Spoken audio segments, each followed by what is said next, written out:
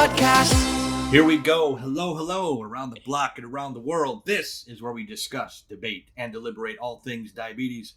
Representing type 2, comedian, dented can. My name is Dobie Maxwell. Representing type 1, the vivacious, effervescent, and always in the know, Ms. Sami Parker. We'll talk to Sami in just a second. But first, today's episode of Just My Type is brought to you by the Diabetes app, a free social community app that brings together both type 1 and type 2 diabetics, plus their supporters, including Sami. Find community resources and us on the Diabetes app. Sami, today we are truly, to quote ZZ Top, we're bad, we're nationwide. We got Los Angeles, we got Chicago, we're going to New York City, baby. Oh, we are indeed. And I am super, super excited because I feel like this guest is going to have a lot to share. And I'm probably going to be really annoying asking a bunch of questions, not for the listeners, but for my own good. So today's guest is Mike Natter, and he is coming all the way, like Dobie said, from New York City. Hello, Mike. Hello. Thank you so much for having me. Dr. Mike, I don't want to take away, I want you to respect you with your title, my friend. You can both call me Mike. That is totally fine.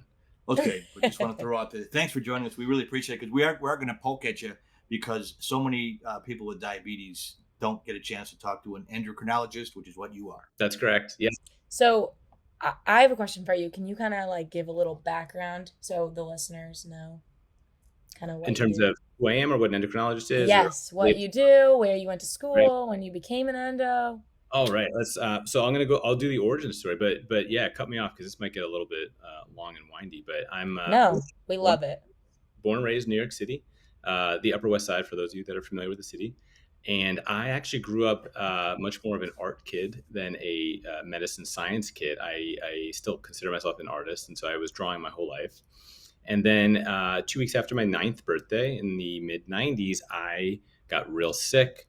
I had what was called polyuria and polydipsia, so I was super thirsty. I was peeing a lot, waking up numerous times at night to go to the bathroom, to chug water, losing a lot of weight, feeling really crappy. And then one day in September, I basically kind of collapsed, and that's when I got rushed to the emergency room. And at the time, I held a record that I wish I never held, which is the highest blood sugar on record at that point in the pediatric ED, which was not the emergency department, which was not great.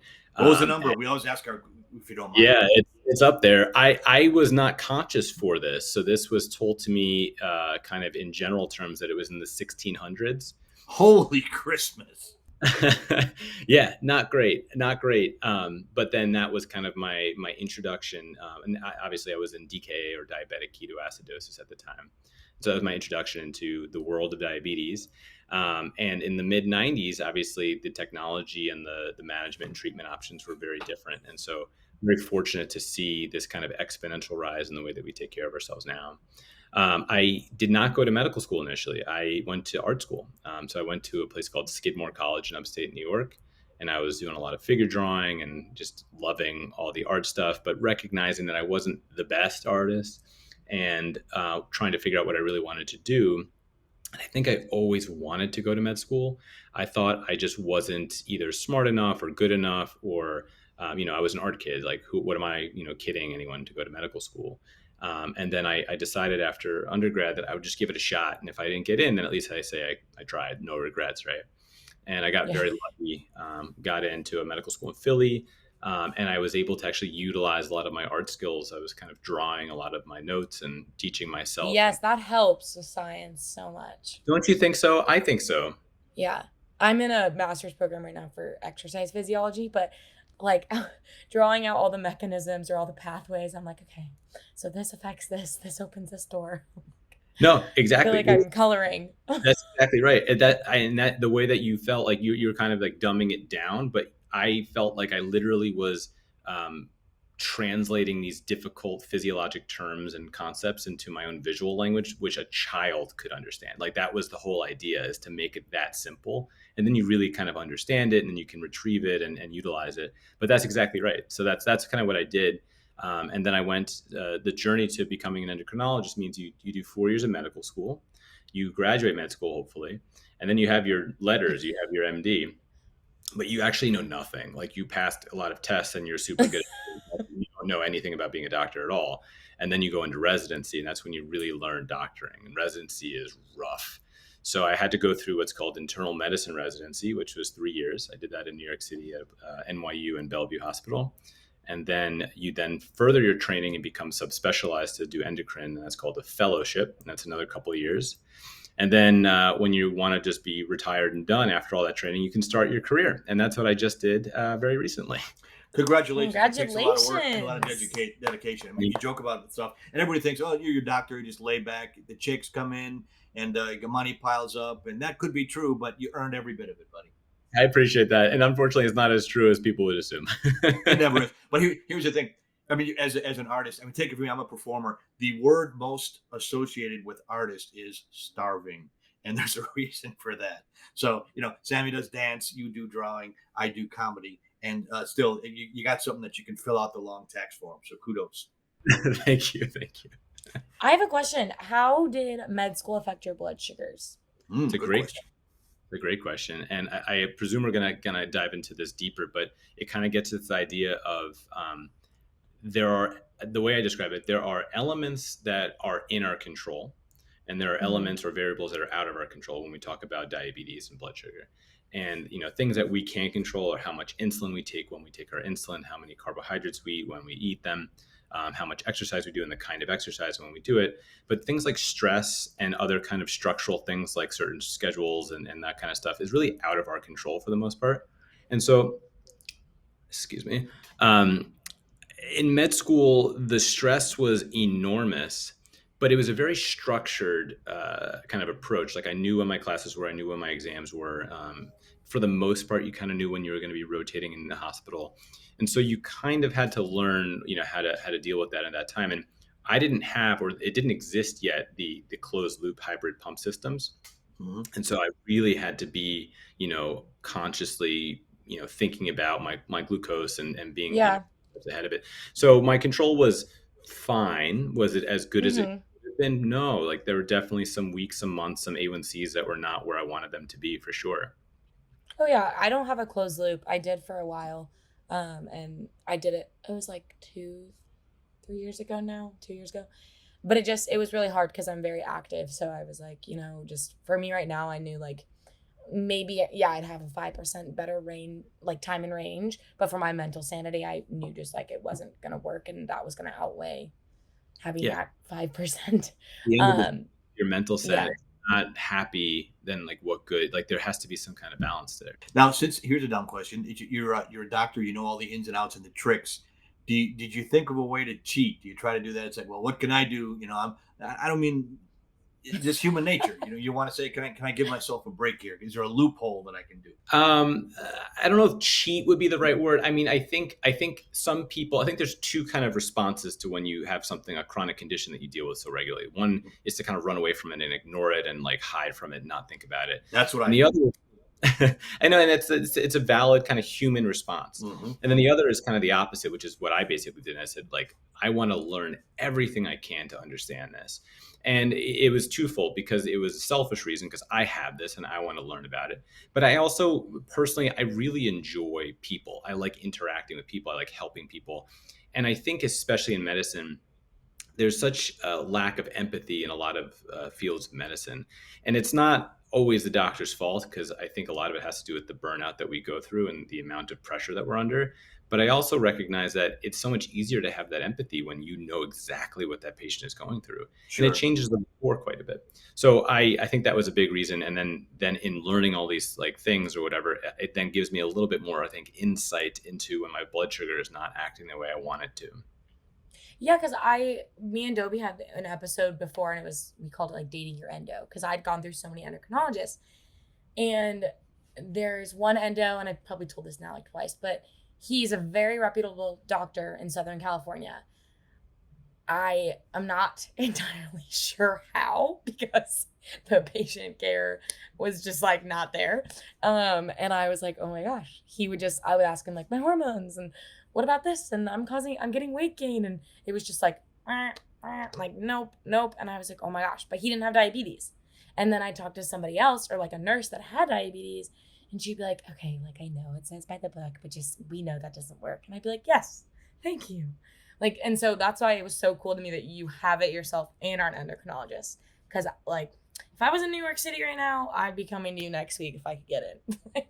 I got wide open schedule. You're welcome to come in anytime. Yeah, I'm like, because it's so difficult to relate to somebody who gets it and not just from what you're told, you know? It's hard. It's hard. But I do want to say I have a lot of colleagues who are fantastic. And I think having the condition that you share with your patient obviously gives you that rapport automatically and that understanding. But you don't necessarily have to share the disease or the pathology or the condition with your patient in order to have that empathy. And there are plenty of examples of that. I am sorry to hear that you didn't have that connection with your endo, though. But I did with other ones. They were great. So, and Yes. they were like so sweet. And so it's always like, I joke, I'm like, it's like a hit or miss. It's like you try on the shoe. It is. It's hit or miss, like a mechanic, like a first date. So the person, well, they're attractive. They're just not a match for me. And I think that's the same thing too with an endo. It's like, is the term bedside manner still used in medicine? I don't know, but there's just a personality Yes. and a groove there. And then sometimes it's there and sometimes it's not. And I think we get a lot of listeners that are newly diagnosed. I had a bad experience, and am I ever going to find a good one? It's like, yeah, you will, but it might take you a few chances. I mean, should we create the Tinder app to match the patient with the doctor? I have like jokingly thought about that.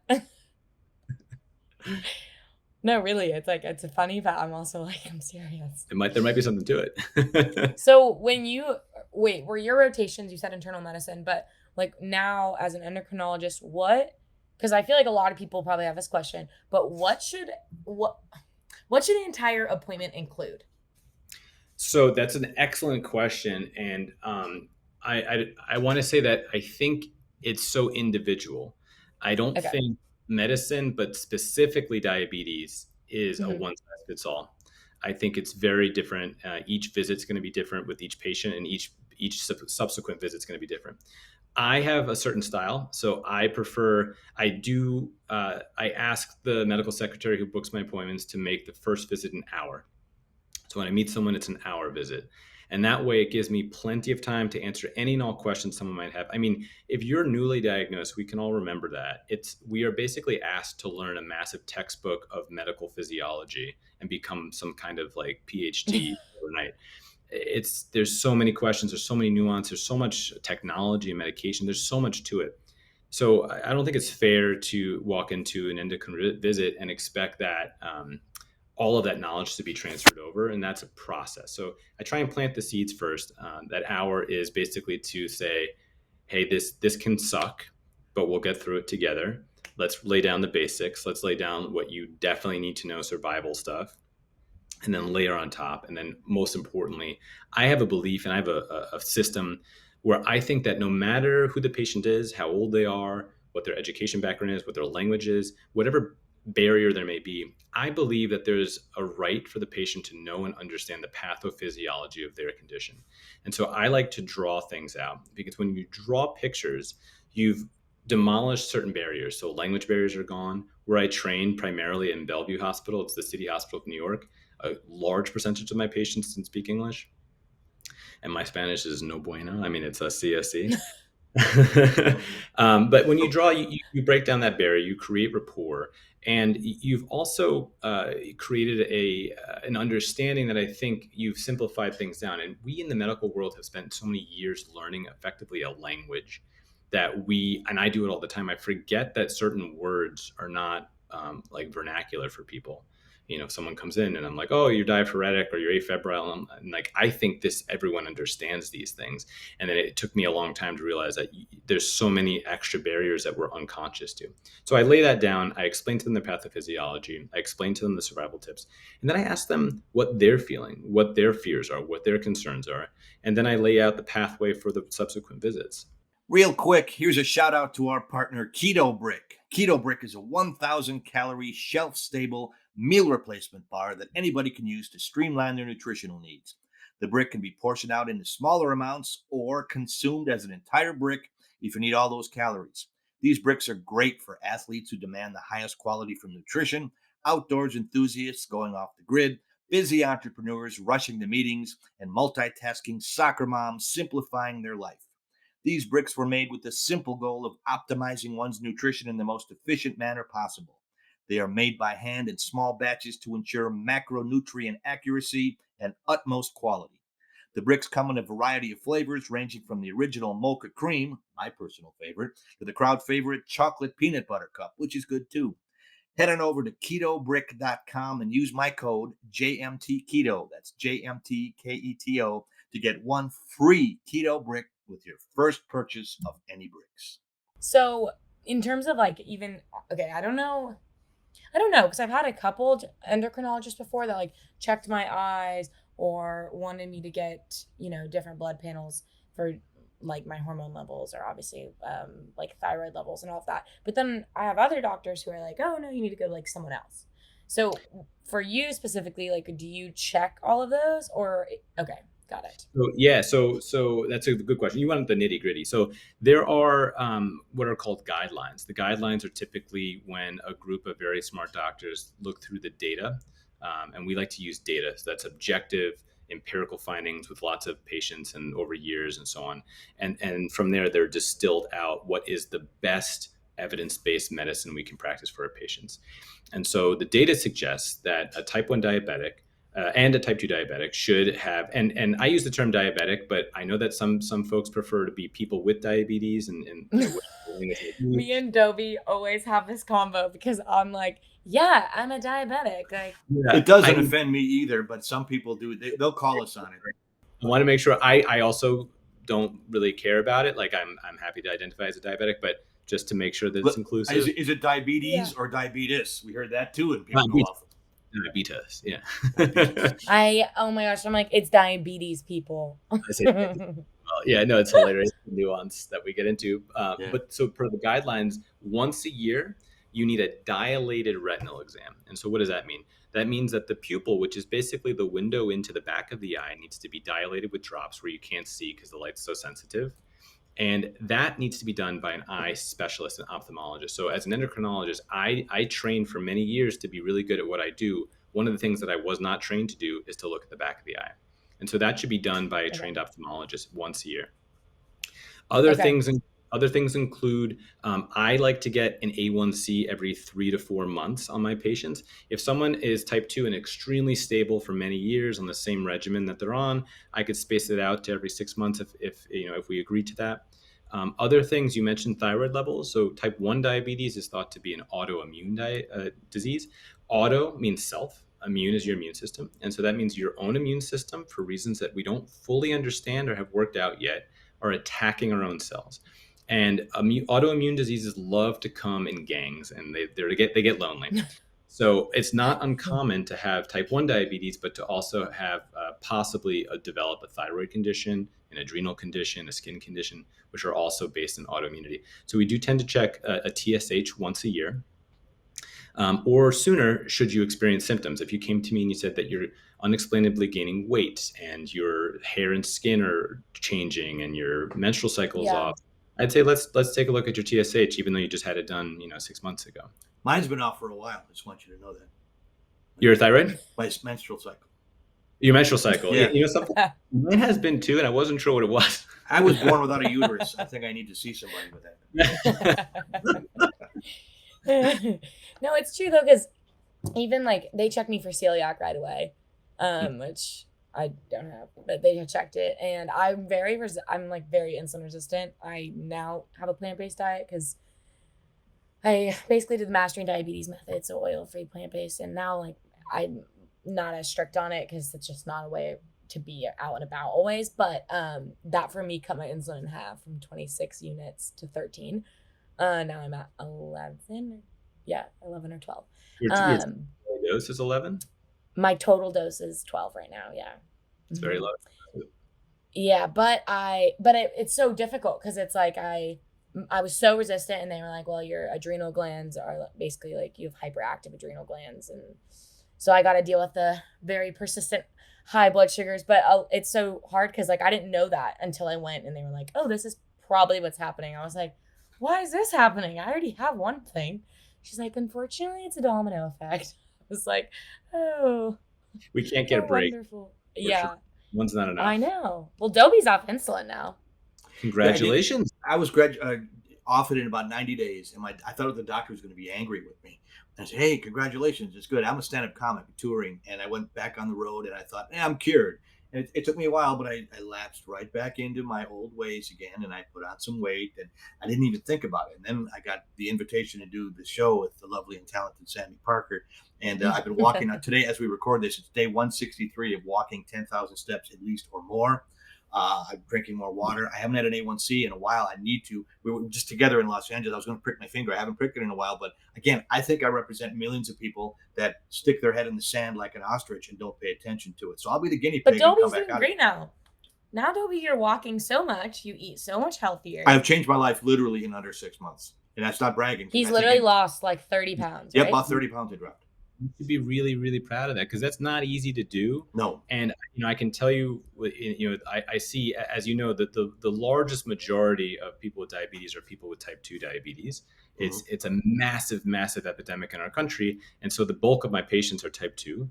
And I've seen it time and time again where people really basically put their disease into remission by basically doing all the things that we already all know what to do, but it gives you that impetus to actually push forward and do it. Well, and I think to get out there and actually physically do it. I mean, I say this often. As a comedian, the heaviest thing I lifted was a microphone. I sat in the car for 8 hours with a giant Dr. Pepper in one hand and a Big Mac in the other. Well, gee, no wonder I was diagnosed. And now it's what they call it the American diet, but other, Canada does it too, and the North American diet. So it takes a conscious effort to do it. And with people like yourself and Sami, and it's how can I say, it's a support group and it's not a pest. Now I'm one of those people. Come on, let's get out and walk. I never thought that would be me. Totally is. That's amazing. That's really great. So hopefully we get 38 million other people to do it. We'll be all right. We want to put you out of business, Mike. Love it. I would love it. Just because I feel like a lot of even type 1s, and I just met with this mom and her little daughter yesterday, and she's 7 right now, but I don't know how to, this might come off offensive. So if anybody's listening, I apologize about this. I don't think it'll come off offensive, but I think that there's a lot of times where, because there's an overcompensation of you have diabetes, but you can still eat whatever you want and just take the insulin, which I think sometimes that translates to, I want to make sure she feels or he feels loved and knows that he can eat whatever. So I'm going to give them like not the healthiest options. And I know that sucks. And I think like up until puberty, I feel like you're kind of covered as far as like, you don't really have the struggle of like weight gain. Obviously some kids do, but a lot of times it doesn't affect as much, I feel like. And then once puberty hits, they're like, what's going on? Like, why are my blood sugars so high? And I like lately I've been trying to tell any parent that their kid's younger, like under the age of 12, I'm like, it's gonna, like once puberty hits, it's gonna change. And like wanting to give, cookies and pieces of cake like every day and stuff like that. I understand like why, because you want to feel like there's still a normal community and normalcy, but it's also so tricky because at the end of the day, it's like, that's just making it so much harder. And some of those random spikes, like, yes, a lot of them are from stress and hormones and cortisol and all of that, but a lot of them are like from delayed spikes from high fat or fried food. But it's so tricky because there's so many components. I think that's not offensive at all. I think that's fair. I think it comes back to the point that you made a little while ago about when you changed off of your closed loop, because there was an element of it that was your mental health. And I think this is why diabetes is not one size fits all. There has to be some kind of balance and understanding that, this is a chronic condition that we have for the rest of our lives, as far as we know. Hopefully that'll change. Mm-hmm. And to allow a child to have as quote unquote normal a childhood or quote unquote happy a childhood or an unburdened childhood as possible. And I think, I always said this, when a child gets diagnosed with type 1, the child is almost always the most accepting person in that whole relationship. It's the parents that carry that burden. My parents are probably going to love hearing you say that. It's entirely true. I really firmly believe. I don't have children yet, but I think there's a sense of guilt, a sense of responsibility, and then this horrible sense of like, oh no, my child won't get to enjoy what they should enjoy in life. Mm-hmm. And we both know that obviously no, it's not the case. Like, it's not our parents' fault, and we don't be responsible for any of that. But I think some parents struggle with that. Then the alternative is other parents that make them eat a handful of peas and lettuce for dinner. There's got to be a middle ground. And I think, and that's what I always say. It's like, I like to meet my patient halfway. Like, if my patient is pre-contemplative and very resistant to anything I'm going to say, then I have to take baby steps to meet them where they're at. Whereas other patients come to me and they're already doing everything that you're doing, and their A1C is 6 and everything's great, then it's a different relationship. So you have to meet these patients halfway. But to your point, yes, I mean, a lot of people feel as though insulin, the more insulin you take, the worse it is. Or you're going to get fat from it. And a lot of it has to do with this kind of misunderstanding of what insulin is. So insulin is a peptide hormone, and that hormone is made naturally. Our pancreas should make insulin, and insulin gets secreted in the correct amount based on what you're eating. And so it's not so much that the insulin is making you fat. It's that the kinds of foods in conjunction with your insulin. Insulin does promote weight gain in the sense that if you're eating a lot of calories, and those calories are high caloric, the glycemic index, what it is, it spikes your sugar in such a way that you're going to have to secrete more insulin, or that you have to inject more insulin, then some of those calories are going to get stored as adipose, as fat tissue. But it's not so much that insulin in the black and white way is the culprit here. It's more the kinds of foods and how you're eating them. Now, I also recognize that mental health is a thing, and some people really take an enjoyment in what they eat and how they eat, and so there has to be some kind of balance there. And it's very, very, I think, tricky. I know, like, extremely tricky. Yeah, I made Dobie overnight oats the other day. Those are delicious. This is amazing. Oh, absolutely delicious. I think the word you use, my grandpa used it when I was a kid, balance. He said that's the one word that if you can master it, you'll have a successful life, and it's a lot harder than it seems. But because when you're doing one thing, everything else is lagging behind.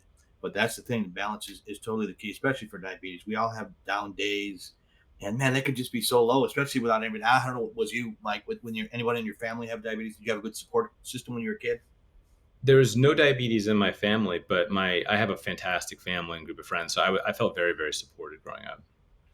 Well, I was alone, and again, I'm not coming from a sympathy, but that's just how it is. We all get the cards dealt that we get. Sammy's family is great, and I did not have that, so it could be extra frightening. So hopefully, I'll be the representative for those that don't want to go. The worst thing you can do is ignore it, and I ignored it for years. So I'm so thankful for the opportunity for this podcast to talk to people like you, so people listening can think, boy, I don't have to let it go, because you have those horrible complication stories that everybody hears. Oh, your Uncle Frank, he lost all his limbs to die. He was just a head in a bucket at the end. Everybody says that. And they just go over it. It's like, oh my gosh. And if you don't have anyone to bounce it off with, it's true. It's scary. It's very scary. Mike, as far as, or Dr. Natter, it's kind of fun to say, for both like a type 1 and a type 2, what would you say are, I don't know, not like the biggest things to transition, but for somebody who just comes in and their diagnosis is a type 2, and let's say you took out the medication component of it, but it's a lifestyle, what would you say are like the 3 biggest key factors you want them to focus on? Yeah, so it's similar to weight loss. Type 2, I do tend to talk mostly about diet. Exercise is equally as important, but in terms of weight loss, it's a lot of it is kind of changing the diet, and then the exercise usually maintains that weight loss. In diabetes, the exercise, we know, even just walking around will help your glycemic surges and your insulin sensitivity. But I've really seen people drop quite a bit of weight, reverse and basically cure their type 2 diabetes. And I think it's unfortunate because I think there's an addictive quality to the foods that are around us. Amen. And I think, right. And I think that we live in a culture that is driven by capitalism, and the food industry is part of that capitalism. And so if you make the food super cheap and super delicious and super calorically dense and super available, then you're kind of trapped almost into buying and excess and only kind of eating that type of food. And, there are things like food deserts in certain areas of the city. And so you can't necessarily adopt as easily like a really healthy plant-based diet as someone who's in an area of means necessarily. And then there's that kind of, dopamine surge when you eat something delicious, and that kind of addictive quality. And there's a lot of trickery to it. Things that quote unquote seem healthy or are packaged as healthy or are told they're healthy are not necessarily healthy. They're filled with high fructose corn syrup and all this extra additives and everything else that we don't really even recognize. So I think breaking down that and creating that education is usually what I focus on in the first kind of discussion, where I'll say, oh, tell me a little bit about your diet. What's an example of the day and what your diet is? And they'll say, oh, doc, I eat really healthy. I'm like, oh, that's great. Give me an example. And they'll tell me a bunch of foods that, they think are really healthy, but they're, oh, I drink 4 glasses of orange juice every morning. I'm like, okay, understand that, that vitamin C going. Yeah, right. It's fruit. How could that be bad? And then you explain, kind of what's going on, what's going on. So that kind of stuff. Got it. Well, this has been a fantastic episode. We are to the end of this particular episode. Would you come back on with us again? This is fantastic. We're grooving, we're vibing. Like next week. I'm serious. I have so many more questions for you. We would absolutely love to have again. Unfortunately, go ahead. I hope I didn't go on too long or go on too many. No. You've been interesting, and it's like, I want to hear us talk. But like I said, we have a time, but a time limit. But we will come back to you again as much as you will come on. We would love to have you. We have a question to pod. Mike, and this we like to ask people to write in. And the question of the pod for today is, did you have a good or a not so good experience with your endocrinologist, and why? Ooh. Oh, wow. Now, how about okay, Sami and Mike, ask you guys. I had a good one. I've had lucky. In my life, I think I've had 4 endocrinologists. And I didn't have any negative experiences with any of them, but there were some that were definitely better than others. And the ones that were better, because I always walked into my endocrinologist appointment feeling like I was a kid getting my report card. Sure. Oh my God. Yes. Me too. I'd be like, I was and about to throw up. It's horrible, right? And unlike right before going to the dentist, you can floss a bunch and then brush your teeth and everything will kind of look okay. You can't. Yeah. So I would go in very anxious and just feel this sense of being a kid, getting that report card. And I also harbored, as I got older, this kind of resentment of, I know my body so well. I live with this every single day. And here I am, and you're telling me that I'm not counting my carbs well enough. I felt this kind of patronizing, element to it, even though it wasn't that. It's how I perceived that. And the endos that kind of got on my level and spoke to me kind of as an equal and a partner in the decision making, I actually really enjoyed, and I had a couple of those. Cool. Sami? That's nice. I had 4 too, and they were all very different. But one of them, I only had one that I was like, oh. But and then I'm going to a new doctor in November, which I'm excited about, because I've heard great things. And so I've been waiting, but it has taken a very long time to get into it.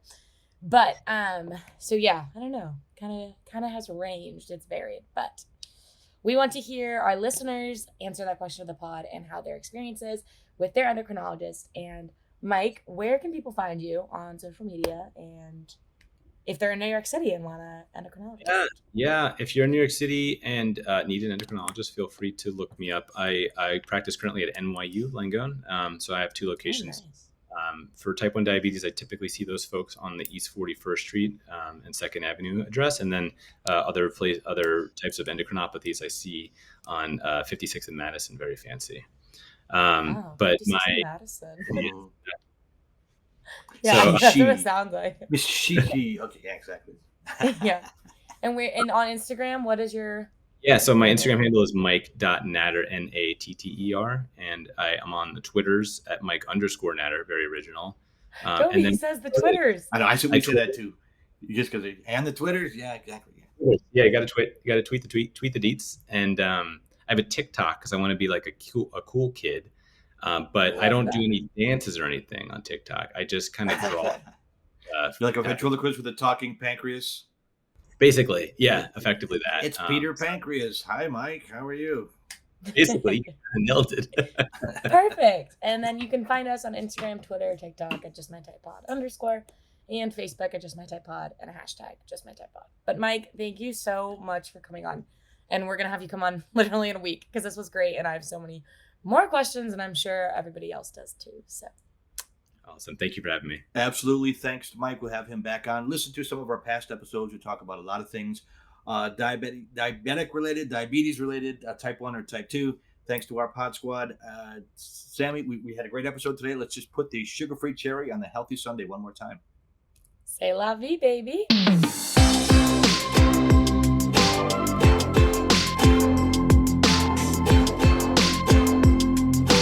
This is the Just My Type podcast.